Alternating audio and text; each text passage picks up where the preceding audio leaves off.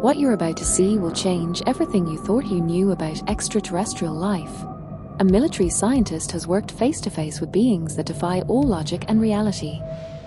Shape-shifting beings, programmed clones, organisms that glow from within, and biological technology that seems like magic? What he saw has no conventional explanation. Stay until the end, because I'll reveal the most surprising secrets of these entities and how they could be closer than you imagine. I am Scully 9. Observation Protocol Online. Accessing declassified data. Transmission begins now. In the hidden archives of extraterrestrial biology, there are disturbing accounts of the first encounters with partial remains of non-human bodies. These weren't simple human limbs. What appeared on those tables were fragments of faces, strange skin, fingers, feet, and sections of legs. Small pieces, cut with such unusual surgical precision that it was evident that advanced instruments were behind them, impossible to replicate with conventional tools. Each sample seemed designed, prepared for a specific purpose. Over time, fragments no longer just arrived. The laboratories began receiving complete torsos, entire bodies, sometimes with heads, sometimes without. Arms, genitals, structures that seemed human and others completely unknown. The routine became a disturbing task of classifying and analyzing that which, piece by piece, defied everything science had established. The instruments used revealed another layer of mystery. Although traditional medical tools, scalpels and standard surgical devices were initially used, much more sophisticated instruments gradually appeared. These included high-power lasers, electrical devices with unknown frequencies, and even sonic blades, which were later introduced into civilian medicine. The first time some scientists saw a harmonic scalpel wasn't in a military hospital, but within those secret programs. But the most disconcerting aspect came with the study of an entity that seemed to defy the very nature of matter. There was talk of transdimensional beings, entities of advanced consciousness capable of taking on luminous forms, molding themselves at will, and moving between dimensions. One of them, it was described, had died here, trapped in a three-dimensional state. The body found was unlike anything previously known, translucent, with light inside, emitting no detectable frequencies. Its shape was generally humanoid, with soft contours, like a silhouette cut out of liquid mass. It resembled a cookie cutter, round, soft, shiny, about 2 meters tall. It had no defined features. No eyes, no mouth, no details that would allow comparison with human anatomy. And then another challenge arose. The instruments designed to cut tissue proved useless. Nothing penetrated that fluid matter. Only tiny amounts could be extracted using syringes, special needles, and suction devices. This was a body that was neither solid, nor gaseous, nor liquid in the human sense, but something in between, as if it belonged to another physics, another reality. It is described how this enigmatic being seemed to have a denser membrane, capable of containing a thick, gelatinous fluid within it, almost like a translucent jelly. When incisions were made, the substance emanated a faint glow, comparable to the glow of an emergency glow stick. However, this effect quickly faded. It was then that the order was given to suspend all cutting and replace it with extraction procedures using extremely fine needles and suction devices, some as thin as 30 gauges, designed to take microscopic samples from different parts of the body. The fluid inside had the consistency of clear syrup, similar to light maple syrup. Through this translucent mass, internal flashes of pink, purple, and yellow hues could be distinguished, resembling trapped fragments of light. However, those areas could never be sampled directly. Everything seemed to be carefully restricted. Each technician had specific duties and limited access. Other teams may have obtained those samples, but the complete information was never shared. The work was strictly compartmentalized. Here, an inevitable question arises. Tell me what you think. Wasn't it logical to ask what it was, where it came from, or why it existed? The reality is that there were extremely strict confidentiality documents, clear warnings about the consequences of speaking too much, and disturbing rumors about colleagues who, after asking too many questions, simply disappeared. This created an environment of constant turnover of technicians, where discretion and obedience were the only guarantees of survival. Despite the frustration of not receiving answers, the fascination with the unknown transformed into an obsession. Each day became a personal quest, a need to discover more, even at the cost of peace of mind. However, everything was under surveillance. From library records to private life, every movement was monitored 24 hours a day. This made it difficult to maintain friendships or close relationships. Over time, the distrust of possibly putting others at risk ended up isolating him almost completely. So, given these events, the following reflection is worth considering. Would it be worth risking one's own life and the lives of loved ones to obtain answers about the unknown? This psychological tension was so strong that, in some cases, it coincided with strange accidents. Like when, shortly after losing all their belongings, the brakes on their car inexplicably failed. And while all this was happening, the magnitude of that underground facility, a colossal structure that housed countless laboratories and specimens, still remained to be revealed. Because among the many unknowns, one question remained: how many different species were actually observed there? The specialist explained how he worked with samples from unknown beings, regardless of whether they were real extraterrestrials, laboratory-created organisms, or simply tissues used for disinformation. These samples were handled with extreme precision, and each technician had to follow very specific instructions. Up to 10 or 20 tests could be performed per day for small tissue biopsies, and some samples could require up to a week of analysis and collection before the reports were delivered to those responsible. The procedure was very meticulous. Each day, the date, laboratory, and room number were recorded, and it was indicated exactly what tissue to remove, what fluid to collect, and how much.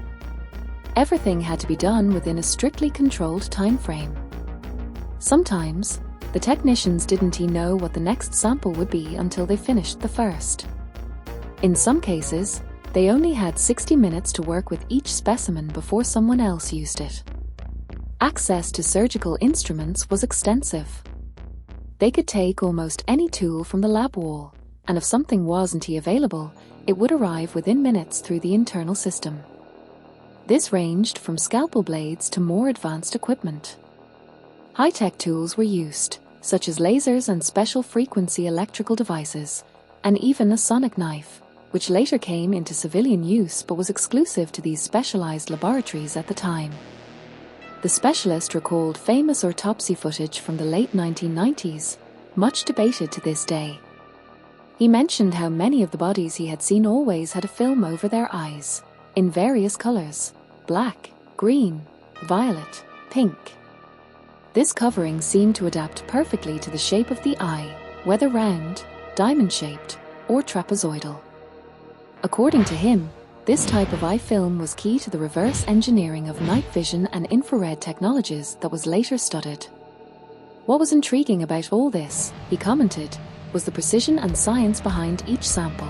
Every cut, every tissue, every instrument used had a precise purpose. Everything was designed to maintain the integrity of the specimen, optimize information collection, and at the same time ensure the process remained highly confidential. Can you imagine having to work with something you can't even touch freely, because every movement is regulated down to the second? Think for a moment about that film over your eyes. What purpose do you think it could serve beyond protection? Let me know your thoughts in the comments. From the outset, the specialist highlighted how observing certain films of the eyes of the beings they manipulated allowed, through reverse engineering, advances in human night vision, X-ray, and infrared technologies. This ocular covering, which could be black, green, violet, or pink, fit perfectly to the shape of the eye and apparently optimized light perception, something that was later studied to replicate these capabilities in human equipment. He explained how he worked with samples from these beings, regardless of whether they were real aliens, laboratory-created organisms, or tissues intended for disinformation. Each specimen had to be handled with extreme precision, and the technicians followed detailed instructions on what to extract, how, and in what quantity. Some samples could require up to a week of analysis, while others could be processed in minutes. Every procedure was meticulous. The date, room, and laboratory were recorded, and exact protocols were followed. Sometimes, the next sample was only known after the current one was finished, with barely an hour to collect tissue before someone else used it. Access to surgical instruments was extensive, from scalpels to advanced high-frequency equipment and lasers. Even a sonic knife was used, unique at the time, which years later would come into civilian use. The specialist recalled the famous autopsy footage from the late 1990s, debated to this day. He emphasized that many bodies always had a film over their eyes, adapted to the shape of the eye, and that this detail was key in the reverse engineering of advanced human technologies. If you've been amazed by everything we've seen so far, don't forget to subscribe to the channel and hit the bell so you don't miss the next videos. Every week we share information that challenges what we think is possible. Now I want to ask you, regarding these advanced technologies and reverse engineering, especially regarding the lenses and vision systems of these beings, do you think all of this could be real? Do you think human science could replicate it one day? Leave your opinions in the comments. We want to hear your theories. As the study of these entities progressed, it was discovered that many of these beings did not require visible devices such as helmets or heads-up displays. Their information and knowledge seemed to be projected directly into their consciousness, eliminating the need for any external hardware to operate or navigate. Observing these capabilities led to reflection on how limited our understanding of technology is. While popular culture depicts cockpits full of buttons and controls, reality seemed to dispense with them entirely. Evidence of technological elements was also found both inside and outside the beings' bodies. Some extended from the back of the head to the mouth and nose, appearing in X-rays as cylinders or capsules. These were never allowed to be removed, but it was observed that they could vary in size and position. They could have functioned as communication or adaptation systems, perhaps helping the organism survive in a different atmosphere or creating an invisible, microscopic protective field around the body. The specialist explained that these devices seemed to integrate naturally with biology, almost like a wet-wired interface with the being's consciousness. The technology was already embedded in them, the result of millions of years of evolution and refinement, allowing for interstellar and possibly transdimensional travel. A more disturbing hypothesis was raised. In certain cases, this type of interface could include a self-destruct mechanism to prevent the body from being identified if captured. Furthermore, many of these beings could actually be programmed clones, called PLS, programmed life forms. They were replicated versions of the originals, with specific functions, but designed to appear identical, retaining the appearance and certain behaviors of the original beings.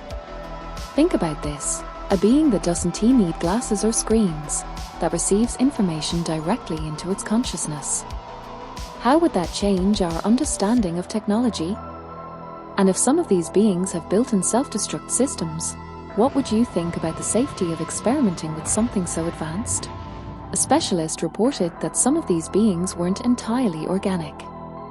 They were capable of moving with great fluidity, to the point that they could pass for human without raising suspicion. Wipe right pointing backhand index, but tell me, what would you think if someone in front of you wasn't actually human, but an organism programmed to look like one? However, when accidents or ship crashes occurred, the bodies found didn't always correspond to real biological beings, but rather to programmed entities, known as PLFs, designed to last from a few days to a year. In many cases, these bodies were discovered lifeless, and when they were tried to preserve them in alcohol or formaldehyde, they dissolved immediately. The reason was that they weren't made of tissues with resistant structures like human collagen. but rather a synthetic composition.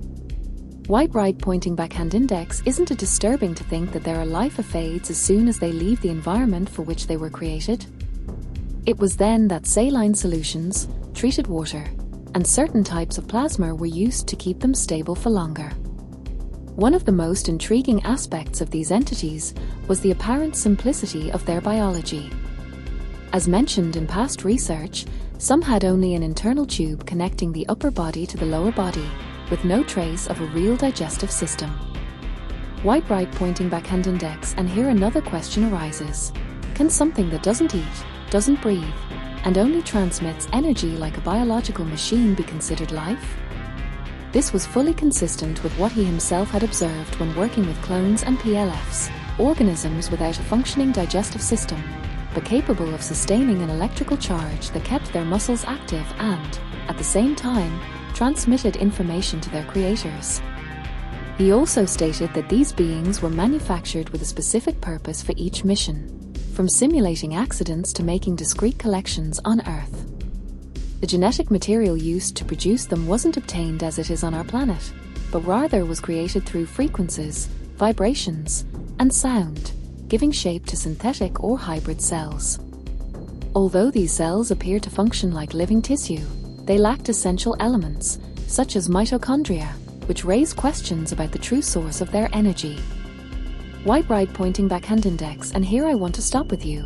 If they don't have mitochondria or vital organs, what really keeps them moving? The expert confessed that he never had the opportunity to analyze these cells under a microscope, but he assured us, based on his direct experience, that they were not conventional tissue. Rather, they were a hybrid of biological and artificial, designed to operate as if they were alive, even if not in the traditional sense. The specialist revealed that experiments with these cells were not limited to passive study. They were also trying to learn how to hibernate them alongside human cells and mix them in the laboratory to observe their development. White right pointing backhand index, and here's a question for you. What would you do if you knew that non-human cells could mix with yours to create something completely new? He also pointed out that some of these cells had unusual shapes, far from the typical circles or spheres of terrestrial biology. Many adopted geometric structures, some even concave like discs, similar to red blood cells, but more complex and with their own electrical output. White right pointing backhand index, imagine that for a moment. Cells that emit energy on their own. Do you think it would be possible to replicate this in our world? Or is it just science on another level? The most skeptical might wonder how something that seems so rare and valuable can be so abundant and disposable. The explanation, according to the specialist, is that these entities can create any genetic material they desire without relying on human biology. Their reproductive capacity is so advanced that for them, an organism designed to last only a week may seem trivial. Furthermore, modern technology even allows for 3D printing of organs using an individual's DNA, creating personalized, younger, and stronger organs for transplants. This makes the boundaries between the biological and the artificial increasingly blurred. White right pointing backhand index, if we can print a human heart today, how far do you think these techniques could go if we apply knowledge from these entities? The specialist also shared surprising cases of neurological regeneration. People with catastrophic spinal cord damage could regain full function using techniques that recreated nerve fibers directly from the beginning of the injury, as if the body were responding to a programmed code to rebuild itself. White right pointing backhand index, can you imagine a world where damaged nerves could fully regrow? Leave your opinion in the comments. Do you think this would be possible or science fiction? The specialist reported that, even in rudimentary ways, methods capable of regenerating damaged tissue had already been developed. He explained that with stem cells obtained from fat, bone marrow, or blood, surprising advances had been made in patients with severe spinal cord injuries. He asserted that no cell could be recreated, even though the population was led to believe otherwise. He also pointed out a disturbing undercurrent, the existence of negative forces that seem to be acting on humanity with the intention of drastically reducing the population. And although he avoided mentioning names of corporations or political actors, he affirmed that it was enough to observe what happened daily in the world to recognize it.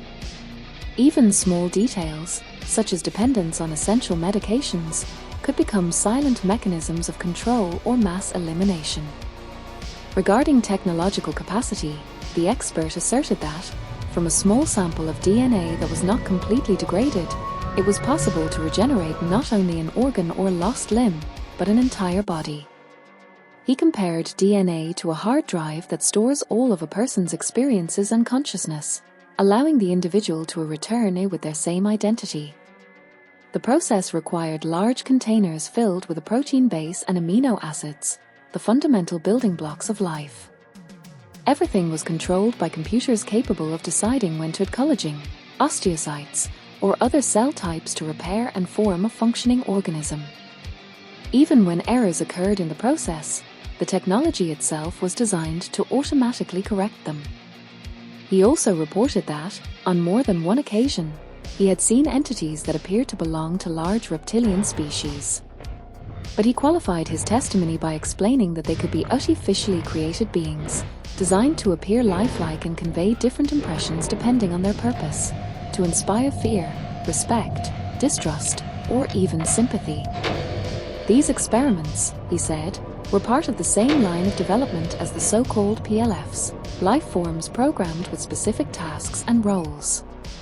What do you think about the idea that DNA works like a hard drive, that could allow an entire person to be recreated with their own consciousness? Do you think that behind these advances lies an interest in manipulating or replacing human identities at will? And you? Do you think these stories about reptilian beings could be real, or simply advanced cloning experiments disguised as something else? The specialist explained that, sometimes, what was perceived as a familiar person could actually be a completely different biological form, created through advanced cloning. Even if the appearance was identical, the consciousness and memories could be implanted in a programmed manner. In other words, the memory and identity were uploaded into the clone, making it believe it had lived through experiences that, in reality, were not its own. He commented that this type of technology made it possible to generate exact replicas for specific tasks, and even to occupy strategic positions, but that the true original consciousness remained elsewhere. This raised countless questions about identity, reality, and the genetic manipulation that could be occurring without society's knowledge. What do you think about the possibility that someone could be interacting with a clone without even realizing it? Do you think consciousness and memories could be replicated in this way? Leave your opinions in the comments. We're interested in hearing what theories you have about this. If this story sparked your curiosity and you want to continue exploring the secrets behind these advanced technologies and unknown beings, be sure to stay tuned to the channel. Each episode is a deeper journey into the unknown.